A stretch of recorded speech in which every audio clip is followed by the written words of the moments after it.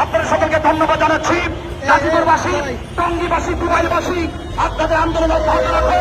কেন্দ্রীয় দিক নির্দেশনা আসার আগ পর্যন্ত আপনারা মাঠ থেকে উঠবেন না ইনশাআল্লাহ। সবাই গাড়িগুলো ছেড়ে দেন, যার যার মতো করে ইনশাআল্লাহ বাড়িতে যান। আল্লাহ আমাদের সকলকে কবুল করুন, আমিন।